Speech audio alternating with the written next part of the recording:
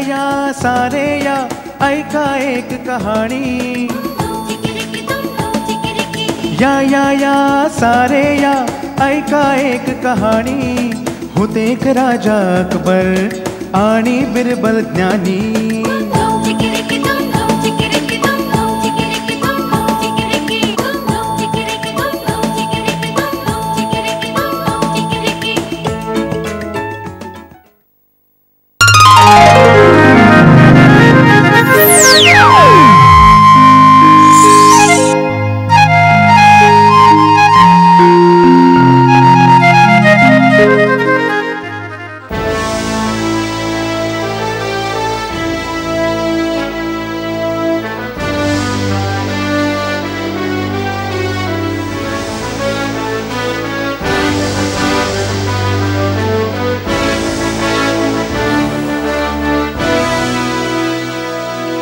नमस्कार महाराज। आपलं स्वागत असो मानसिंगजी। आम्हाला ठाऊक आहे की आपण किती शौर्यानं त्या खतरनाक डाकू जंगाला पकडला आहे। तुमच्या बहादुरीबद्दल आम्ही शाबासकी देतो। आभारी आहे महाराज। तो डाकू आहे कुठं मानसिंगजी? त्याला दरबारात हजर करा। आमच्या जनतेला महिनोन महिने सतावणाऱ्याला आम्ही कडक शासन करणार आहोत। मला माफ करा सरकार। त्याला इथं आणण्यासाठी आम्ही जेव्हा नदी पार करत होतो तेव्हा तो डाकू अचानक नाहीसा झाला। नाहीसा झाला? नाहीसा झाला याचा अर्थ काय? कोणी असा कसा नाहीसा होऊ शकतो? महाराज माझ्यावर विश्वास ठेवा। मी सुद्धा चकित झालो होतो। कळतच नाही तो असा कसा निसटला। मी त्याला शोधण्याचा खूप प्रयत्न केला पण तो सापडलाच नाही। दुपारच्या त्या कडकडीत उन्हात एका साधूशिवाय दुसरं कुणीच नव्हतं। तो नदीवर आंघोळीला आला होता। जंगा अचानक गायब झाला महाराज। बस, खूप झालं मानसिंगजी। आम्हाला काही ऐकायचं नाही। आम्ही तुमच्यावर विश्वास ठेवला होता परंतु तुम्ही विश्वासपात्र नाही राहिलात। आम्ही तुम्हाला हद्दपार करीत आहोत। महाराज मी वचन देतो मी त्या डाकूला शोधून काढीन। मला अजून एक संधी द्यावी। बस, आता तुम्हाला एकही संधी मिळणार नाही। तुम्ही आत्ता राज्याबाहेर जा, नाहीतर शिपायांना सांगून तुम्हाला बाहेर काढलं जाईल।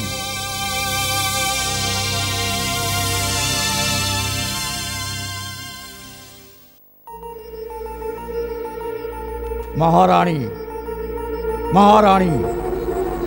काय गडबड आहे शहनशाह? आपण चिंतेत दिसताय। राणी सरकार, आम्ही आपल्या भावाला हद्दपार केलंय। त्यांनी आमचा भरोसा गमावलाय। एक भयंकर डाकू त्याच्या कैदेतून पळून गेलाय। पण महाराज मला खात्री आहे त्यात त्याची काहीच चूक नसणार। तो लवकरच त्या डाकूला अटक करेल। अशा चुकीबद्दल आम्ही त्याला कदापि माफ करू शकत नाही। आम्ही अतिशय नाराज आहोत। त्याला एक संधी द्यावी सरकार। अखेर तो आमचा भाऊ आहे हे आपण विसरता कामा नये। बस राणी सरकार, मानसिंगच्या बाबतीत आम्ही आपलं काही ऐकू इच्छित नाही। तो तुमचा भाऊ असला म्हणून काय झालं? कायद्यापेक्षा कोणी मोठं नाही। पण महाराज, मानसिंग म्हणजे सर्वसामान्य वजीर नाही। तुम्ही त्याच्याशी असं नाही वागू शकत। राणी सरकार, आपल्या अप्रस्तुत मागणीनं आपण मलाही अस्वस्थ केलंय। माझा हुकूम मोडण्याची हिंमत कुणीही करू शकत नाही। मी तुम्हाला सुद्धा हद्दपार करत आहे। तुम्ही आपल्या बरोबर आपल्या आवडत्या वस्तू घेऊन जाऊ शकता। सोनं, चांदी, हिरे, जवाहर, जे हवा असेल ते घेऊन आपण हा राजमहाल सोडून त्वरित निघून जावं।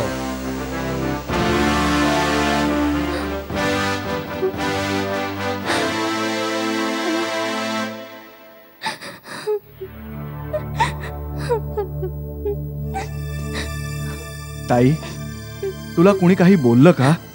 तू अशी रडतेस का? भाऊ, मी जहापणाला सांगितलं तुम्हाला माफ करून हद्दपार करू नये तर ते आणखीनच नाराज झाले आणि मला सुद्धा हद्दपार केलंय। देवा, आता आम्ही काय करायचं? कुठे जायचं? काळजी करू नकोस ताई, आपण काहीतरी मार्ग नक्की काढू। कुठलाच मार्ग नाही। बादशाह आमचं ऐकून घ्यायलाच तयार नाहीत। आपण बिरबलना भेटलो तर? ते अतिशय हुशार आहेत। मला खात्री आहे ते काहीतरी मार्ग नक्की काढतील। हो, असंच करावं। तोच आपल्याला वाचवू शकेल। असं ह्यामुळे बादशाने तुम्हाला हद्दपार केलंय तर चिंता नको राणी साहेबा, माझ्याजवळ एक युक्ती आहे. मला खात्री आहे तिचं फळ नक्की मिळेल. पण मी सांगेन तसंच तुम्हाला वागावं लागेल. महाराजांसाठी आम्ही काहीही करायला तयार आहोत.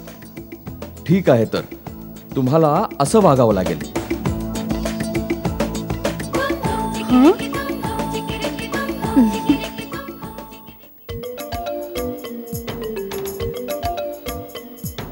महाराजांचा विजय असो.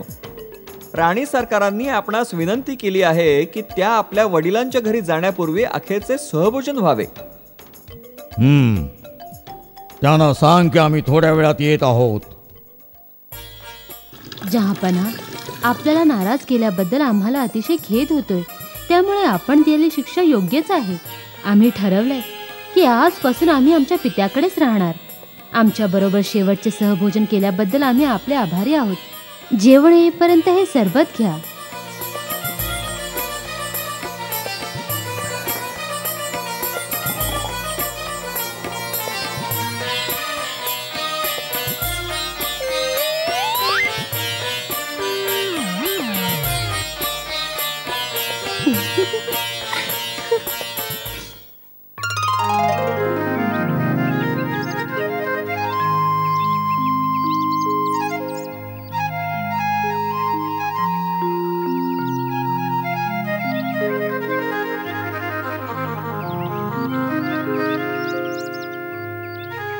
अरे, आमचं डोकं फार दुखतंय.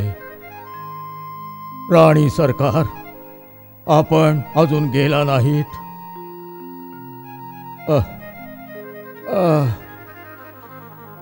आम्ही कुठं आहोत? सरकार, आपण आमच्या वडिलांच्या घरी आहात. तुमच्या वडिलांच्या घरी आम्ही काय करतोय? महाराणी, इथं आम्हाला कुणी आणलं? आम्ही इथं का आलो? आम्ही समजावतो महाराज. आपणास आम्ही इथे आणलंय. का? आम्ही आपल्याला हद्दपार केलं होतं. आमचा हुकूम मोडण्याची आपल्याला हिंमत कशी झाली? आम्ही आपली अवज्ञा नाही केली महाराज, उलट त्याचे पालन केले. पालन केलं? आम्ही तुम्हाला महल सोडून जाण्यास सांगितलं होतं, आम्हाला बरोबर आणण्यास नव्हे. आपण आम्हाला म्हणालात की जे आम्हाला सर्वात प्रिय आहे ते बरोबर घेऊन जावे. तुम्हीच आम्हाला सर्वात प्रिय आहात महाराज. आम्ही आपली आज्ञा पाळली आहे.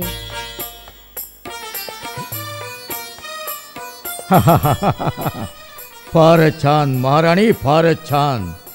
आम्ही हुकूम मागे घेतो. तुम्ही परत महालात येऊन राहू शकता.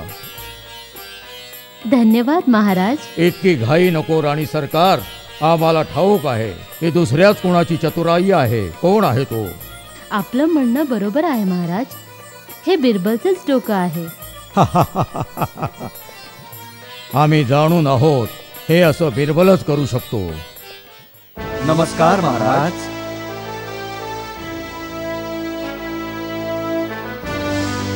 मानसिंग, आपण अजून इथंच आहात? आम्ही तुम्हाला हद्दपार केलं होतं ना? आणि आपल्याबरोबर हा इसम कोण आहे? महाराज, क्षमा असावी हुकूम न मानण्याबद्दल. पण मी डाकू जंगाला आपल्या दरबारी हजर करण्याचं ठरवलं होतं. बिरबलामुळे आम्ही या खतरनाक डाकूला पकडू शकलो.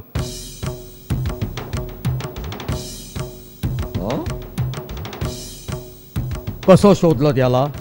हुजूर, जेव्हा मी बिरबलांना डाकू जंगा कसा नाहीसा झालाय सांगितलं तेव्हा ते म्हणाले त्याच वेळी एका साधूचं नदीवर असणं हा खास योगायोग आहे. आणि म्हणूनच आम्ही त्याच साधूच्या शोधात त्या गावात पोहोचलो. जेव्हा आम्हाला तो सापडला तेव्हा आम्हाला कळलं की तो साधू नसून डाकू जंगाच होता. तो साधूच्या वेशात गावात राहत होता. शाबास बिरबल, शाबास. तू फारच चतुराई दाखवलीस. तू परत एकदा सिद्ध केला आहेस की तुझी बरोबरी कुणीही करू शकणार नाही. मानसिंगजी, आम्ही तुम्हाला माफ करतो आहोत. तुम्ही तुमचं काम पुरं केलं आहे. फारच छान, शाबास. चतुर बिरबल जिंदाबाद, बादशाह अकबर जिंदाबाद. चतुर बिरबल जिंदाबाद, बादशाह अकबर जिंदाबाद.